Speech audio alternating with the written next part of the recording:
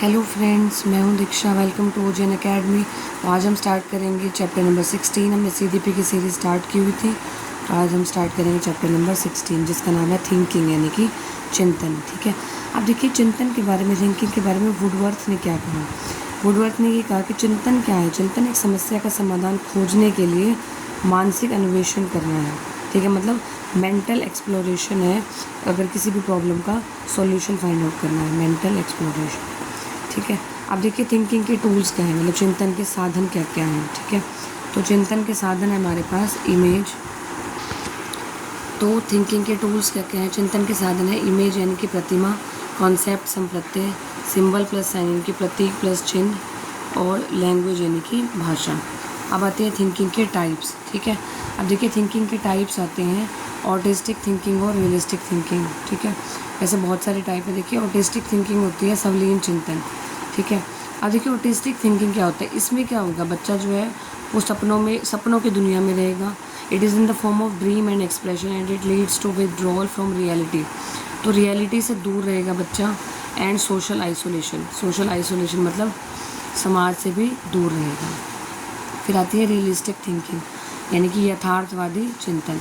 ठीक है, तो रियलिस्टिक थिंकिंग यानी कि यथार्थवादी चिंतन में जो है टाइप्स हैं इसके, जैसे कन्वर्जेंट थिंकिंग, डाइवर्जेंट थिंकिंग और इवैल्यूएटिव थिंकिंग।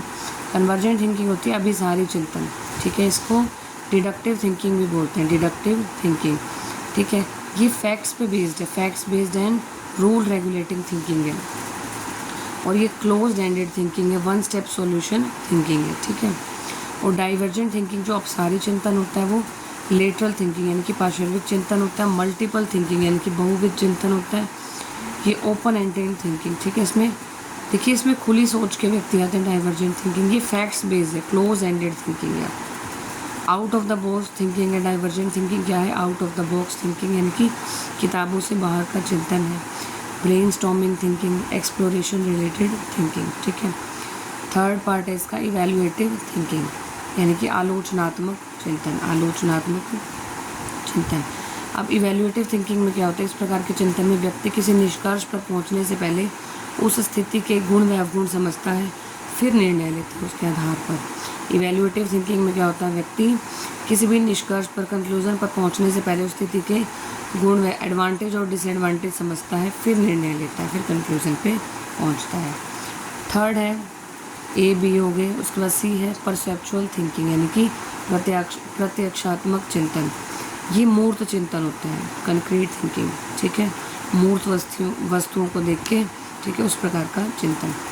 डी है इमेजिनेटिव थिंकिंग यानी कि कल्पनात्मक चिंतन। ये अमूर्त चिंतन होता है। मूर्त में क्या होता है, कोई भी चीज़ सामने होगी तब जो है उस चीज़ से रिलेटेड जान पाएंगे, अगर वो नहीं होगी तो नहीं जान पाएंगे। और अमूर्त चिंतन होता है जो इमेजिनरी थिंकिंग होती है। ठीक है, नेक्स्ट है रिफ्लेक्टिव थिंकिंग यानी कि तार्किक चिंतन। हाईएस्ट लेवल ऑफ थिंकिंग है ये, हाईएस्ट लेवल ऑफ थिंकिंग। ठीक है, इसमें रीजनिंग यूज़ करता है बच्चा, रीजनिंग यूज़ करके, तर्क यूज़ करके consistently to come to conclusion, फिर निर्णय पर पहुंचते हैं रीजनिंग का यूज़ करके। ठीक है, नेक्स्ट है एसोसिएटिव थिंकिंग यानी कि साहचर्य चिंतन।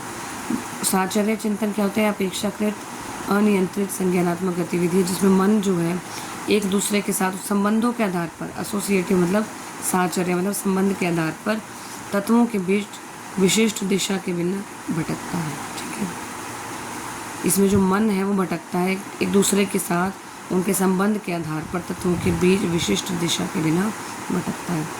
ठीक है, जैसे डे ड्रीमिंग। अब देखिए जैसे एडोलसेंस में जो बच्चे हैं, ठीक है, उनका ध्यान जो है डे ड्रीमिंग, दिवा स्वप्न, मतलब वो सपने देखते रहेंगे कि हम ये कर सकते हैं, वो कर सकते हैं। एसोसिएटिंग थिंकिंग होती है। ठीक है, जैसे डे ड्रीमिंग, फ्री एसोसिएशन, मुक्त साहचर्य है। ठीक है, तो इसमें जो मन है वो भटकता रहेगा बिना सोचे समझे, रियलिटी को जाने बिना। ठीक है, उसके बाद चैप्टर नंबर 17 है मोटिवेशन यानी कि अभिप्रेरणा। ठीक है, अब देखिए मोटिवेशन जो वर्ड है ये कहाँ से डिराइव हुआ, लैटिन वर्ड मोवरे से।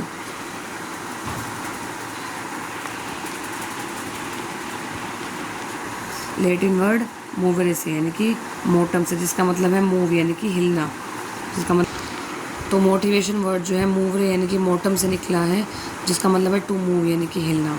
अब हम बात करेंगे इसमें मोटिवेशन साइकिल की, यानी कि अभिप्रेरणा चक्र की। ठीक है, अब देखिए अभिप्रेरणा चक्र कैसा है, ये पूरा एक साइकिल है, मोटिवेशन साइकिल। इसमें आता है सबसे पहले नीड्स, सबसे पहले किसी भी चीज़ की आवश्यकता होगी। फिर ड्राइव यानी कि अंतर्नोद, अगर देखिए आवश्यकता होगी तो उसे पाने की टेंशन होगी, तो ये it is a state of tension produced by need, जो आवश्यकता से जन्म लेती है। तो आवश्यकता के बाद आती है ड्राइव यानी कि अंतर्नोद, ये जो है टेंशन की स्टेट है कि अब कोई आवश्यकता है तो उसे पाने की टेंशन होगी। फिर अराउजल यानी कि उद्वेलन, उद्वेलन यानी कि सक्रिय होने की स्थिति है। ठीक है, अब जब कोई भी चीज़ की आवश्यकता है उसके बाद टेंशन हुई तो अब सक्रिय होगा माइंड उसे पाने के लिए। फिर गोल डायरेक्टेड बिहेवियर, अब लक्ष्य निर्दिष्ट व्यवहार होगा, जैसे भूख लगी अगर तो भोजन करेंगे तो गोल डायरेक्टेड बिहेवियर होगा। ठीक है, उसके बाद गोल डायरेक्टेड बिहेवियर के बाद अचीवमेंट यानी कि लक्ष्य तक पहुंचने की प्रक्रिया, यानी कि उपलब्धि तक पहुंचेंगे। फिर रिडक्शन ऑफ अराउजल, जब अचीवमेंट मिल गई, उपलब्धि मिल गई तो उद्वेलन की कमी हो जाएगी। ठीक है, उद्वेलन की कमी हो जाएगी। अगर इंसेंटिव की बात की जाए तो इंसेंटिव जब होगा तो हमारे पास जो साइकिल ऐसी होगी, नीड ड्राइव इंसेंटिव गोल, आया हुआ है पेपर में ये। नीड यानी कि आवश्यकता, ड्राइव यानी कि अंतर्नोद, इंसेंटिव यानी कि प्रोत्साहन मिलेगा, फिर गोल यानी कि उपलब्धि। ठीक है, उसके बाद है मैस्लोज हायरार्की ऑफ नीड्स, बहुत इंपॉर्टेंट है, ये पेपर में आता है।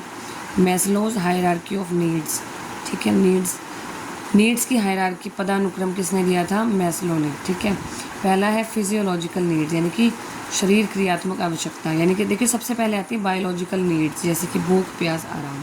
फिर आती है सेफ्टी नीड्स यानी कि सुरक्षा की आवश्यकता होती है।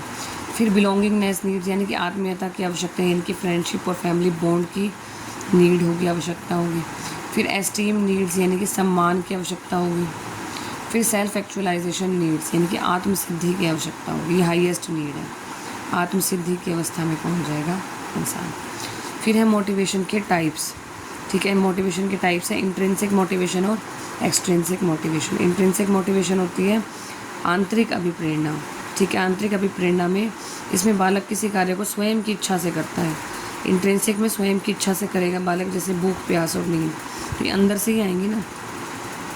एक्सट्रिंसिक मोटिवेशन में बाह्य अभिप्रेरणा, इसमें बालक कोई भी कार्य दूसरे बाह्य प्रभाव के कारण करता है, जैसे एफिलिएशन, एक्सप्लोरेशन और पावर। नेक्स्ट है अचीवमेंट मोटिवेशन। अचीवमेंट मोटिवेशन यानी कि उपलब्धि अभिप्रेरणा, उपलब्धि अभिप्रेरणा। ठीक है, अब अचीवमेंट मोटिवेशन किसने दिया?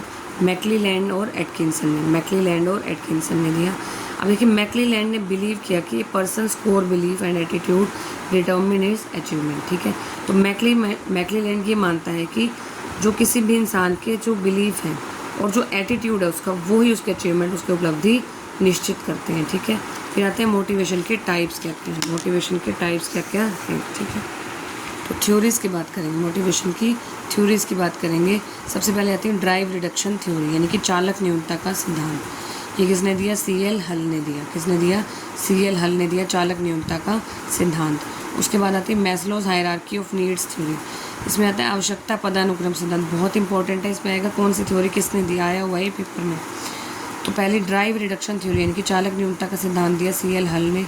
Maslow's hierarchy of needs theory दिया, आवश्यकता पदानुक्रम सिद्धांत दिया मैस्लो ने। ठीक है, तो 5 बेसिक नीड्स की बात की जो भी हमने की थी ना। उसके बाद आते हैं मैकग्रेगर्स एक्स एंड वाई थ्योरी। इसके प्रतिपादक हैं ग्रेगर। एक्स एनालाइज करता है नेगेटिव व्यूज़ ऑफ पीपल और वाई एनालाइज करता है पॉजिटिव व्यूज़ ऑफ पीपल। फिर आती है हजबर्ग्स 2 फैक्टर थ्योरी, हजबर्ग का द्विघटक सिद्धांत। एक प्रतिपादक कौन है? हजबर्ग। इन्होंने बात की इंट्रिंसिक और एक्सट्रिंसिक फैक्टर्स के बारे में। फिर आता है साइको एनालिटिक थ्योरी यानी कि मनोविश्लेषण सिद्धांत। इसके प्रतिपादक हैं सिगमंड फ्राइड है। ठीक है, फिर आता है मैक्लीलैंड 3 नीड थ्योरी यानी कि अचीवमेंट मोटिवेशन थ्योरी, ये भी हमने की थी ना। तो मैक्लीलैंड और एटकिंसन इसके प्रतिपादक हैं। तो इनके अकॉर्डिंग 3 नीड्स क्या है? अचीवमेंट, पावर और एफिलिएशन, उपलब्धि, शक्ति और संबंधता। फिर आता है SR मोटिवेशन प्रिंसिपल यानी कि SR अभिप्रेरणा सिद्धांत। इसके प्रतिपादक हैं स्किनर। फिर आता है इंस्टिंक्टिव थ्योरी यानी कि मूल प्रवृत्ति का सिद्धांत, इंस्टिंक्टिव थ्योरी। ठीक है, मूल प्रवृत्ति का सिद्धांत। इसके प्रतिपादक हैं मैकडूगल। अब देखिए बेसिक इंस्टिंक्ट दिए इन्होंने, बेसिक इंस्टिंक्ट यानी कि 14 मूल प्रवृत्तियों की बात की इन्होंने। तो अब हम देखेंगे 14 मूल प्रवृत्तियाँ, बहुत बहुत इंपॉर्टेंट है, बहुत बार क्वेश्चन आया है यहाँ से। तो इंस्टिंक्ट्स यानी कि मूल प्रवृत्तियाँ और उनसे एसोसिएटेड इमोशंस क्या है, ठीक है। पहला है जैसे एस्केप यानी कि पलायन, भागना, इससे रिलेटेड इमोशन है फियर यानी कि भय।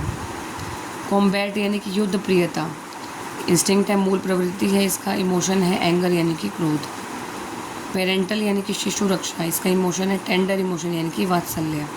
अपील संवेदना, इसका एसोसिएटेड इमोशन है डिस्ट्रेस यानी कि कष्ट। सेक्स यानी कि काम, इसका इमोशन है लस्ट यानी कामुकता। क्यूरियोसिटी जिज्ञासा का इमोशन है वंडर आश्चर्य। सेल्फ अबेसमेंट यानी कि आत्महीनता, इसका इमोशन है फीलिंग ऑफ सब्जेक्शन यानी कि अधीनता की भावना। ग्रेगरियसनेस यानी कि सामूहिकता, इसका इमोशन है लोनलीनेस यानी कि एकाकीपन। सेल्फ असर्शन यानी कि आत्म प्रदर्शन, इसका इमोशन है फीलिंग ऑफ सुपीरियरिटी, श्रेष्ठता की भावना। फूड सीकिंग, भोजनावेशन, एपेटाइट, भूख। एक्विजिशन, संचय संग्रह कब करेंगे, फीलिंग ऑफ ऑनरशिप, अधिकार की भावना। उसके बाद कंस्ट्रक्शन यानी कि रचना, फीलिंग ऑफ क्रिएटिवनेस, रचनात्मकता की भावना। लाफ्टर, हास्य, अम्यूजमेंट, आमोद। रिपल्शन, निवृत्ति, डिस्गस्ट, घृणा, ठीक है। ये है 14 मूल प्रवृत्ति, जल्दी से स्क्रीनशॉट ले लीजिए, बहुत इंपॉर्टेंट है, क्वेश्चन आता है इससे हर बार। उसके बाद 9th नंबर पे आती है एल्डर फेयर्स ERG थ्योरी, ठीक है। किसने दी है, एल्डर फेयर ने। इसने त्रिस्तरीय आवश्यकता प्राथमिक सिद्धांत दिया, त्रिस्तरीय आवश्यकता प्राथमिक सिद्धांत।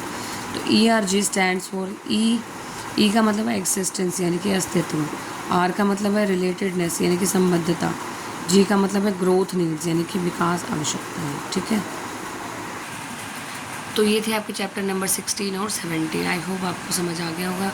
मिलते हैं नेक्स्ट वीडियो में नेक्स्ट चैप्टर के लिए, तब तक के लिए बाय बाय।